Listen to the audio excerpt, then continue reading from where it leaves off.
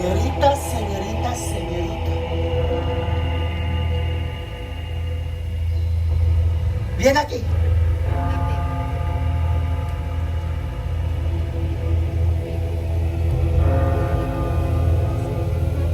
Samahan mo.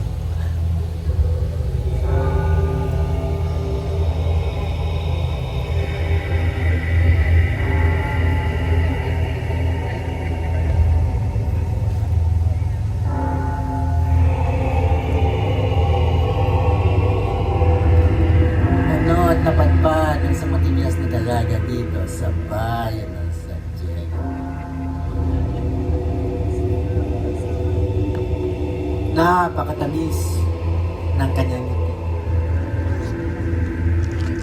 Bueno, senyorita, gusto lamang malaman ng pura kung alam mo ba kung paano nagbubukas ang pintuan ng langit. Paano?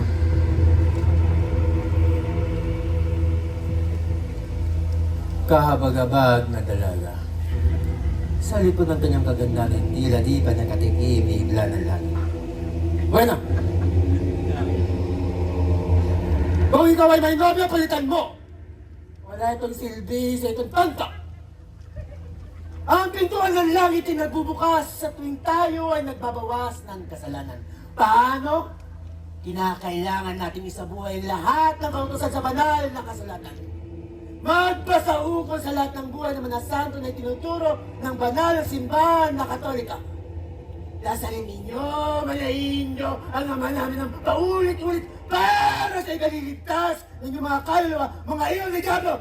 Magsipagbalik loob sa simbahan, magsisi sa inyong mga nakasalanan at higit sa lahat, magsipagbigay.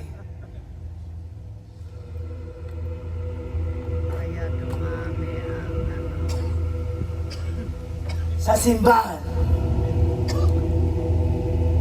Ang tawag dyan, manahin nyo. Indulhensya.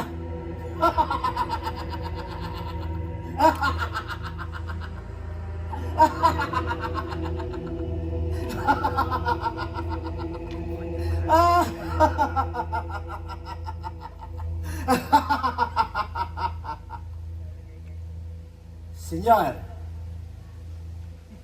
Kamusta, senyor? Senyor, kapag kinakausap ka ng kuray, kinakailangan mong lumapit para makapagpausap tayo ng maayos. Halika.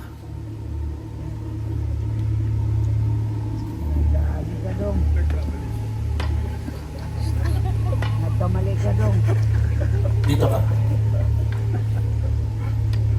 Kung inaakala mong nakalimutan ko na ang pagmumukhang iyan ay nagkakamali ka. Ang lalaki sa inyong harapan ay suki sa aking kumpisal. Kada 2 araw, Padre, ako po ay nagkasala. Napakarumi ng pamumuhay na ninyo na to. Pero senyor, huwag kang mag-alala. Gusto lamang malaman ng kurang yung kahandaan sa likod ng lahat ng mga pangyayari sa iyong buhay. Senyor,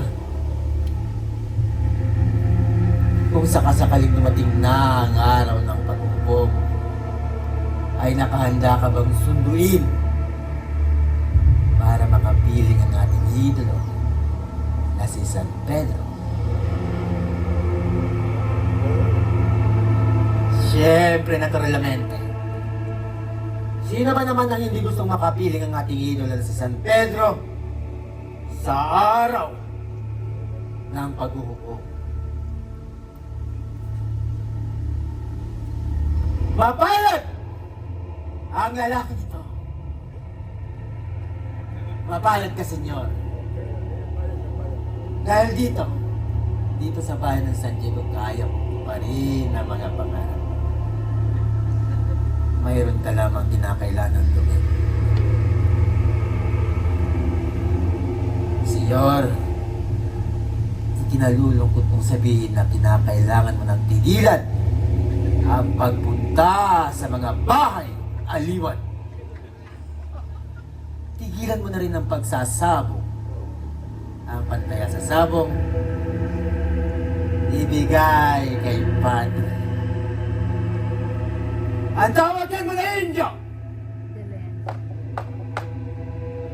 Indulhensya!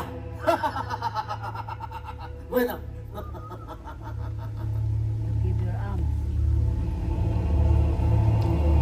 Ako, si Padre Damaso. Ang kura para ko dito sa bayan ng San Diego. Maligayang pagdating. Maligayang paglalakbay. Hasta la vista. Sino yung nagwikam yon? Sino yon? El español ay solo para la gente de alta level. Ang espanyol ay para lamang sa matataas na antas ng lipunan, hindi sa mga Indio na kagaya nyo!